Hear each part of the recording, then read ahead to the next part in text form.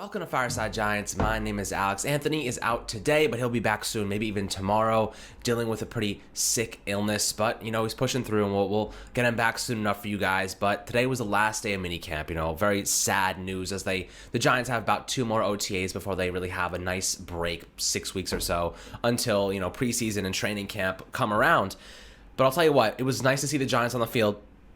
Nice to see some of these clips. Nice to see Daniel Jones and Kenny Golladay getting after it. Evan Ingram working on those hands. They actually had some weird workout where they were actually had his arm tethered with a kind of, I guess it was like a rag or something, trying to make him keep his arms, I guess, close to his body, but also kind of keeping him from jumping. The guy, for whatever reason, has this weird tendency where he loves to jump and try to catch the football.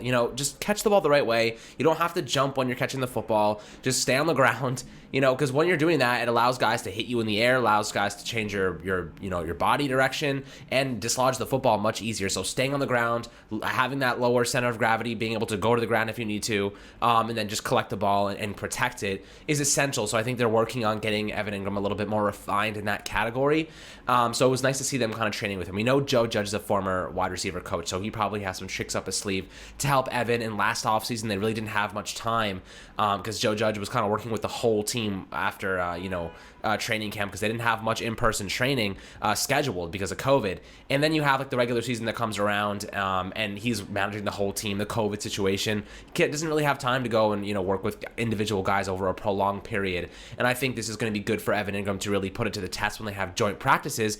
And that's another thing that they set up a little bit later this summer. They're going to have 2 joint practices against the Browns and 2 joint practices with the Patriots, or maybe just 1 with the Patriots, but they're going to do that on a yearly basis with the Pats, and I think that's great. Iron sharpens iron. I love that the Giants are going to be working with the Patriots, Bill Belichick, his squad. That'll really prepare them for the preseason and then eventually the regular season, getting them into live action and really helping them just kind of refine their weaknesses and put it to the test against actual players that aren't their own guys, because I feel like there's always some, sense of leniency when you're playing your own guys. You don't want to go too hard at times. You don't want to injure your own guys. But when you're going against another team, the competition's on. You're there to beat them up. You're there to take advantage and try and win. That's the entire goal here. So I think the Giants did a great job of setting those up. And I think those will be tremendous situations for them to test out some of their new plays.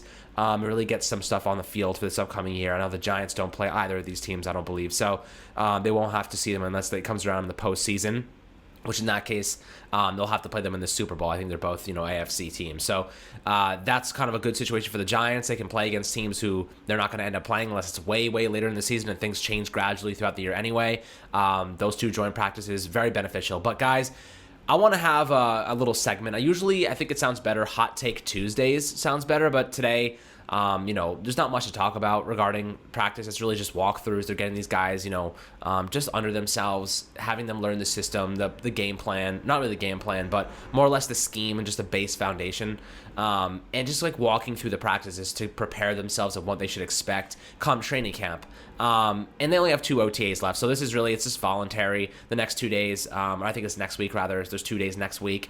But I want to do a hot take Thursday today because I think it's kind of exciting, and I want to know what you guys think about my hot take. And my hot take for this time around, and it also coincides with the other topic of today's video, who will be the offensive playmaker, or really offensive breakout player for the New York Giants on offense. So those 2 guys, same people. I think it's going to be left tackle Andrew Thomas. He's going to be the breakout stud for the Giants on offense. And I think that he's not going to allow a sack in 2021. That's my hot take for this Thursday. We're going to start doing Hot Take Tuesdays, like LeBron James does Taco Tuesday, but we're doing Hot Take Tuesdays now. Just doing it on Thursday because I'm bored. But Andrew Thomas won't allow a sack in 2021. Now, why on earth would I actually come up with that nonsense? Why on earth would I believe that, What is there to think that Andrew Thomas can actually do that? Well, I'll tell you what, last year we know what happened to him. The guy suffered an ankle injury in preseason. Really, it was in training camp way back when. And he played the entire year with it. He only missed a couple snaps against, and probably snacks too. He missed a couple snaps against Washington where Matt Pert came in and played some left tackle. But for the most part, Andrew Thomas was available every game, and that was tremendous to me. And I think that really showed a lot, considering Mark Colombo was trying to take him down with his fundamentals, and he still pushed through and managed to play an entire season on a bum ankle, having to get surgery right after the year ended. So I think that was a tremendous sign of strength and power. And just like mentality for Andrew Thomas, just showing us that he's willing to put it on the line, he's willing to push through injuries, and he's going to be a daily or a weekly guy for us. He's not going to go down easy, unless it's a significant injury. I trust him to be on the field all the time, every single week. And we know he was like at Georgia, right? He was a big, just a hog molly at Georgia. He was really good in the run game. He was really good at the second level. And he was very good in pass protection as well at Georgia with Jake Fromm and whatnot. So, I think when he got to the NFL level, I think Mark Colombo tried to mess with his technique a little bit, change a couple things, and that's not a bad thing all the time. Maybe he saw some places that he was weak, and he wanted Andrew Thomas to attack those weaknesses and turn them into strengths. Now, I think that the footwork was all off. The ankle injury definitely debilitated him in some way because he was getting beat on the inside, which is a cardinal sin for offensive tackles. You never want to get beat on the inside. He was getting beat on the inside all the time on double moves.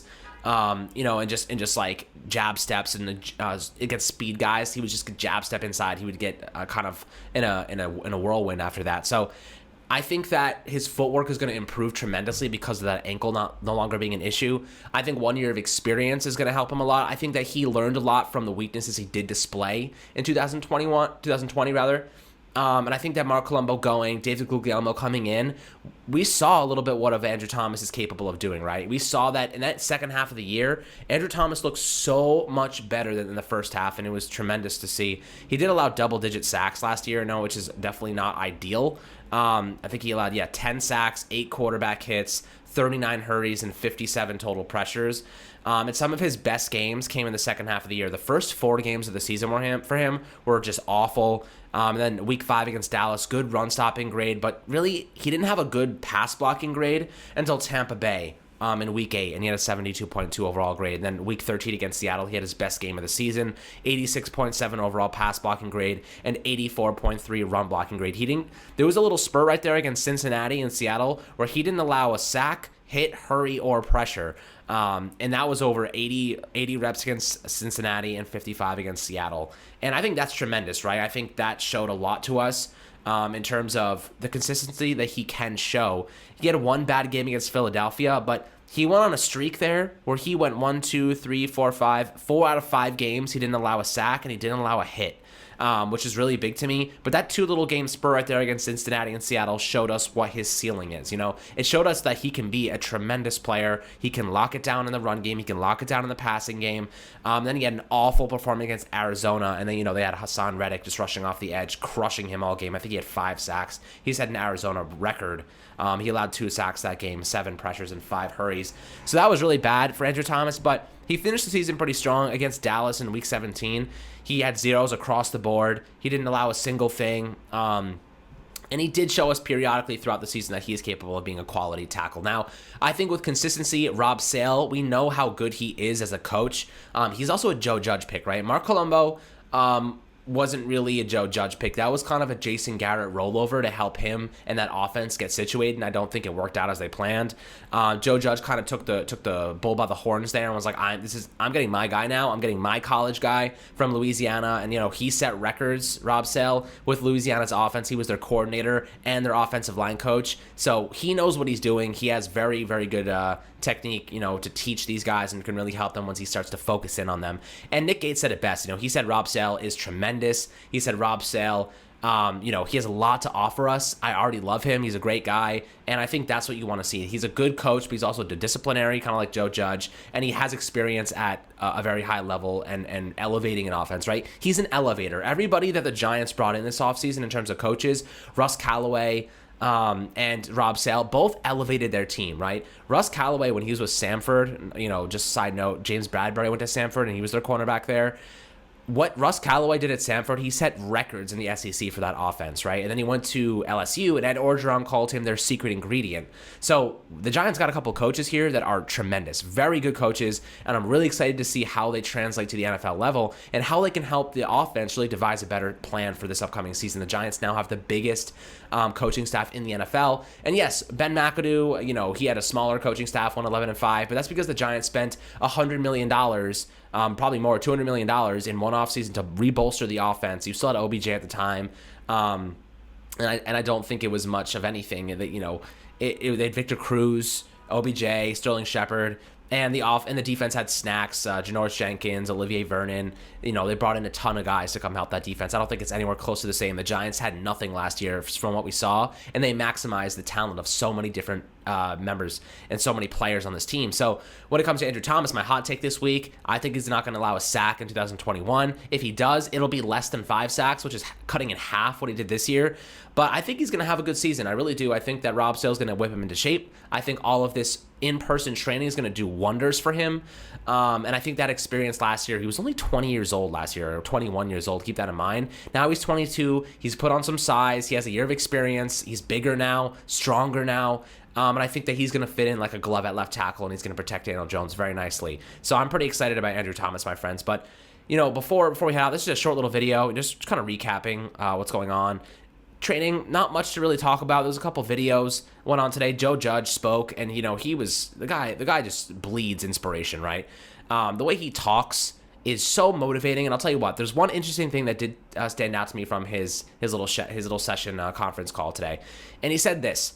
He said when they drafted Kadarius Toney, Joe Judge decided that he was going to call Sterling Shepard to make sure that he knew that this is not a replacement for Sterling Shepard, right? Because Kadarius Toney is primarily a slot guy. Sterling Shepard, a lot of people consider him a slot guy. He can also play on the outside. But Sterling Shepard has an interesting scenario because he has an out after this contract this season. After the 2021 year, he has an out in his contract. So the Giants might consider moving on from him. They might consider trading him at the deadline, for draft capital if they don't need him anymore. But Joe Judge, out of respect for a veteran on this team, called him and said, Kadarius Toney, he's just an addition. He's not a supplement. He's not a replacement for you. He's an addition to this team. And you guys are going to work in tandem together. And I think that what I envision for this offense, more or less, I see the Giants running a lot of duos and trips with Kadarius Toney and Sterling Shepard. Sterling Shepard's one of the best short to intermediate route runners on this team, and probably the NFC East. Kadarius Toney is very quick, agile, and he brings another element to this offense as well. Using them in a duo set, one in the slot, one in the Z, I envision probably Kadarius Toney in the slot because he's probably better against man coverage and press coverage. He's so quick and shifty. He can beat those ankles really easily.